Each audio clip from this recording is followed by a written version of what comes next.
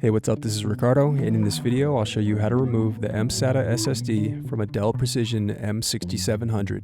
If you're looking for parts for this laptop, go to our website and use this coupon for a 5% off discount.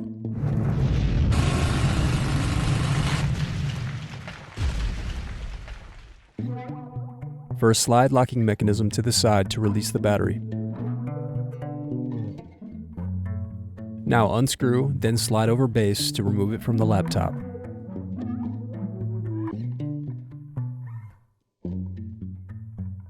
Now unscrew and remove MSATA SSD. Thanks for watching. Don't forget to like and subscribe if you enjoyed this video.